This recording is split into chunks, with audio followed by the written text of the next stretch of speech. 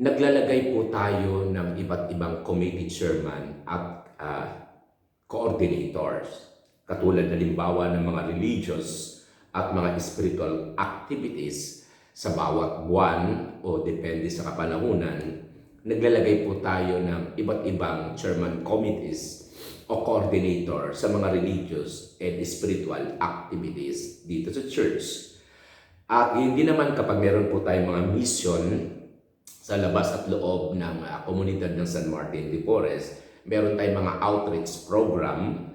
Ito po ay naglalagay din tayo ng mga committee chairmans or coordinator sa ating iba't ibang mission at mga outreach program depende sa panahon at mga buwan.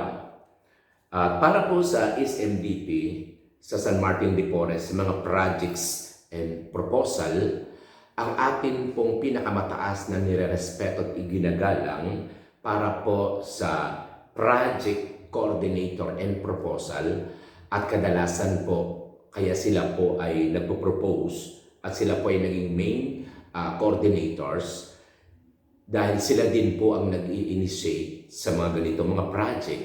At ito nga po ay sa grasya ng Diyos, nariyan po ang Ali Piper Internet, si Brother Aldrin at Karina Lastrilla. Katulad nga po sa naging project po ng bakod, ng gates, ng arko, ng function hall, ng opisina at iba pa. Ito po ay sa pangunguna po ng project coordinator. Again din po ang mga nag-initiate po nito. Walang iba po kundi si Brother Aldrin and Karina Lastrilla sa tulong po ng mga empleyado ng kanilang kumpanyang Ali Fiber Internet. Ganyan din po katulad halimbawa ng yearly summer outing o yearly team building ng SMDP San Martin de Porres.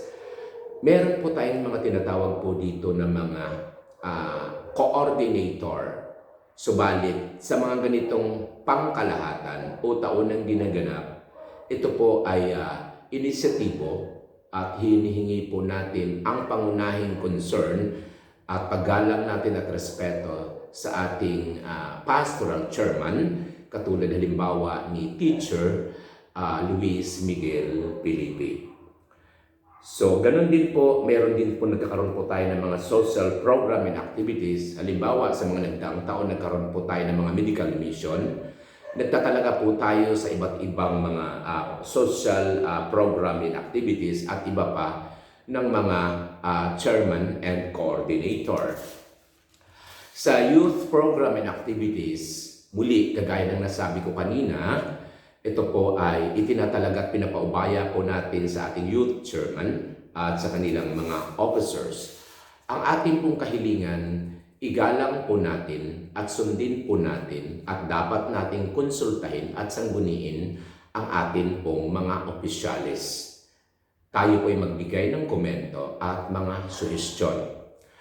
Itinatalaga din po natin at nirespeto ang kahalagahan po at itinuturing po natin napakahalagang konsultahin at bilang advisors para po sa ating mga projects, mga proposals, program and activities, bilang pinakamataas po na konsiderasyon, paggalang at pagrespeto.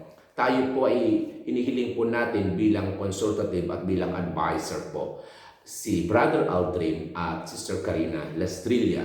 At pagdating naman po sa ating mga spiritual concerns, doctrinal concerns at iba pa patungkol sa pananampalataya, itinuturing po natin ang pinakamataas na respeto at paggalang. Tanungin, konsultahin po natin, humingi po tayo ng advice sa pinakamamahal po nating mentor, pinakamamahal po nating obispo, Bishop Joseph Nestor Corral. Muli, tayo po ay mag-react, tayo po ay magkomento, tayo po ay mag-suggest sa ating Armor of Faith group chat para po sa pinakamaganda at progresibong resulta ng atin pong mga binabalak, sa atin pong mga project, sa atin pong mga programa at mga aktibidades. Mag-react po tayo, magkomento po tayo, mag-suggest po tayo sa ating group chat, sa ating Armor of Faith group chat. Muli po, maraming salamat po. Tayo pong lahat ngayon sa kasalukuyan po, ang pinakahuli nating pinag-uusapan ay ang ating taunan o yearly summer outing, team building. Ito po ay para sa lahat, no? Para sa lahat.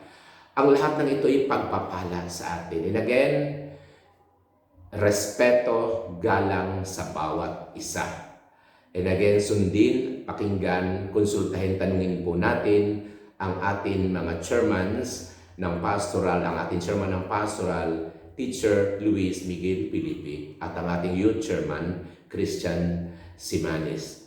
At ang lahat po, dalangin natin nawa po magtulungan at maging masigasig ang lahat ng opisyalis ng pastoral at ang lahat ng opisyalis ng youth. Maraming salamat, magandang gabi po sa ating lahat. Sa ngalan ng Ama, ng Anak at ng Espiritu Santo. Amen.